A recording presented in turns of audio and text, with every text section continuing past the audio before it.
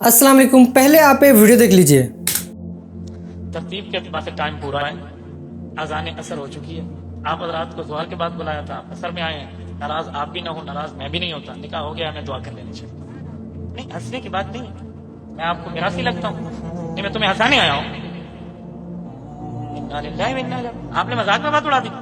मिंबर रसूल पे बैठा हूँ, माँ से किसे सुना बनाया बैठा। हमने आपको टाइम पे बुलाया, आप नहीं आए। मेरे ऊपर फर्ज थोड़ी है मैं बयान करूं। हो गया, नसीहत फरमा दो, नसीहत दे दो भाई। जिन बंदों को शर्म ना आए कि वो वक्त पे आप मुझे कहते मैं गुफ्तगू करूं, आपकी क्यों गलती? मुझे भी एहसास है, मैं भी माजरत करता हूँ, आपका एहसास जज़ाकल्लाह। नहीं, मैं आप मेहरबानी करें। ये कौन सा मसला? मेरे ऊपर तो फर्ज है, मैं कोई नौकर लगता हूँ किसी का। 8 घंटे सफर करके हम आपको लेके लिए आते हैं, आपने नहीं सुनना ना है, कोई प्रॉब्लम नहीं। मैं आपसे नाराज नहीं हूँ, आप मुझसे नाराज। जज़ाकल्लाह। हजरत नसीहत हजरत जो बंदा मेहमान के आने की नसीहत नहीं समझता, इसे बयान सुना के मैं खुद की कुव्वत लाया। पागल ना मैं, कमला कैसी बात करते हैं?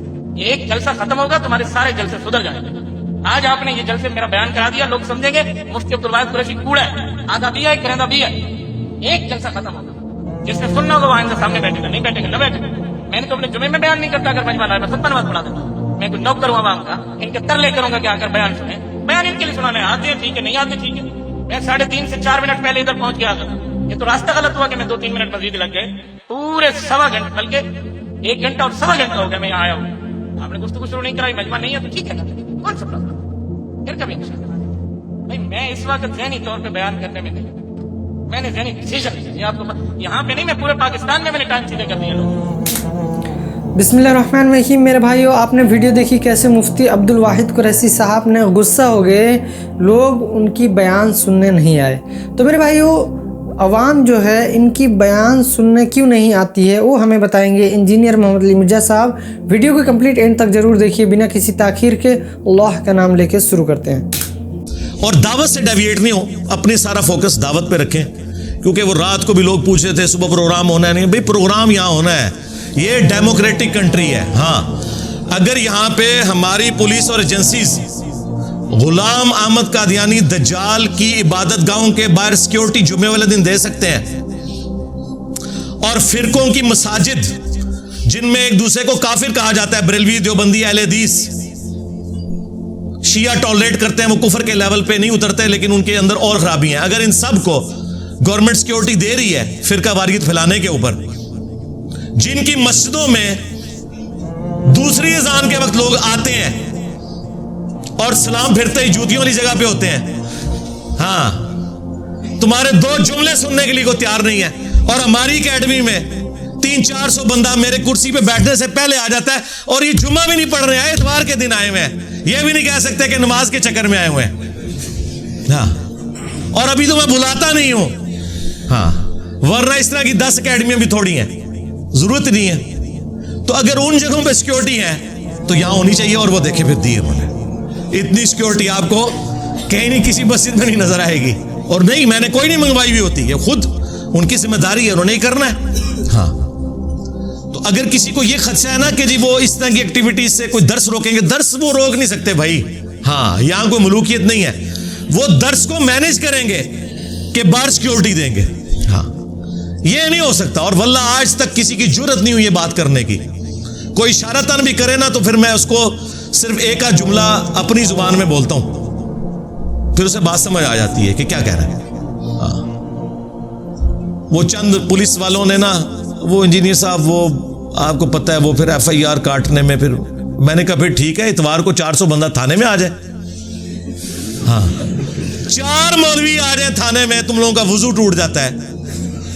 और 400 बंदा मैं लेके चला जाऊं। मैंने कहा मैंने करना नहीं है, लेकिन मैं तुम्हें बता रहा हूं, तो भाई इशारतन बात समझ आया करो। तुम्हारे बड़ों को तो ये बातें पता है, उनको तो मैं ये कहता भी नहीं हूं, वो खुद समझते हैं। अच्छा, बाकी आपने कल 29 अप्रैल 2023 को 22 करोड़ की आवाम में 22 चंदों पे पलने वाले चंद बंदों का जमघटा देख लिया। 22 तो ज्यादा बंदे नहीं सन। हाँ, कितने गई 22 करोड़ आवाम? कहते हैं जी वो जब रमजान खत्म होगा, रमजान में तो हम मसरूफ थे, रमजान के बाद जब हमारा बड़ा भाई यानी शैतान लईन आजाद होगा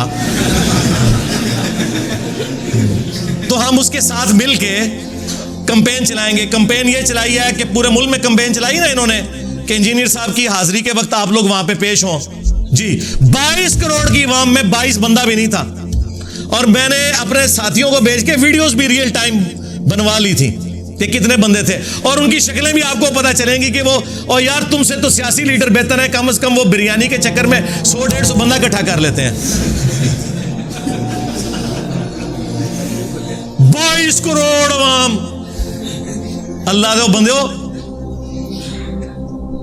ये कॉल मैंने दी होती ना फिर तुम देखते बंदे कितने इकट्ठे होते हैं, लेकिन हमने ये काम करना ही नहीं।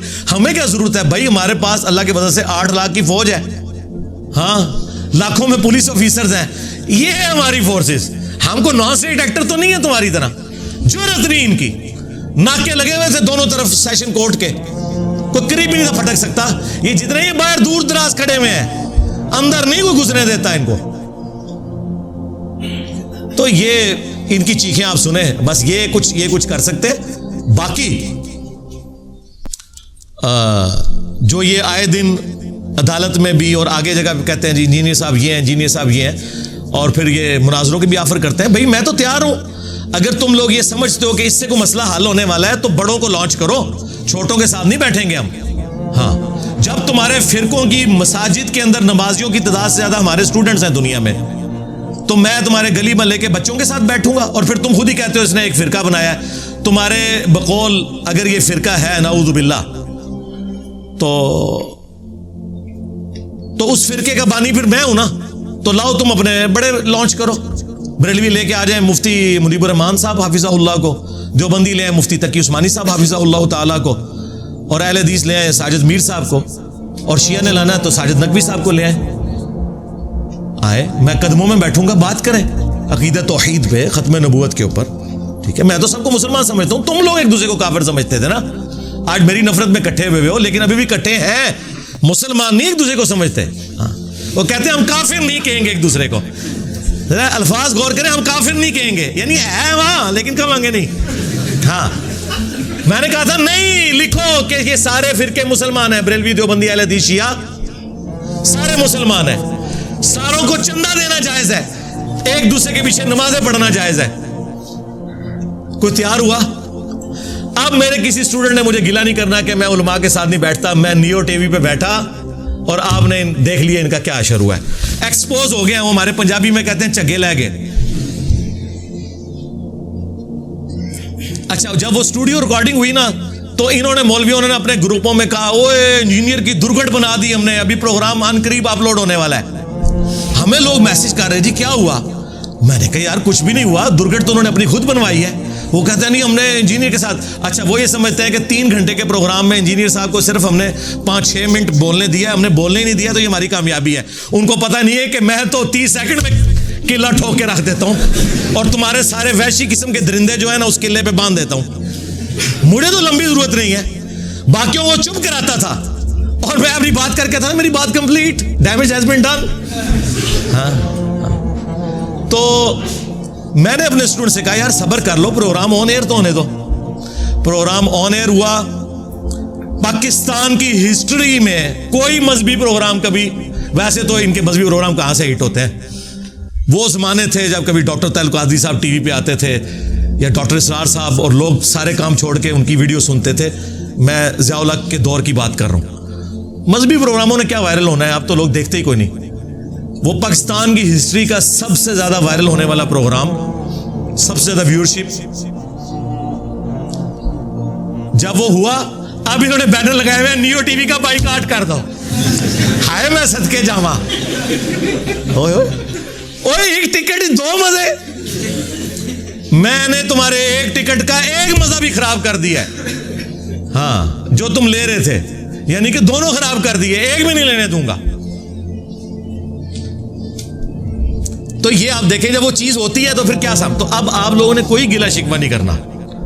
जी टीवी पे सुलह हसन पे हुआ प्रोग्राम, देख लें कैसे मोबाइल खोल के दीसा में लब देना आखिरी टाइम। जिसने नलायक स्टूडेंट ना पेपर से 2 मिनट पहले किताबा खोल के इंजन देख देने, ओए फिर भी सप्ली आनी थोड़ी तैयारी करके वो, तो पता नहीं कितने बैठे हो।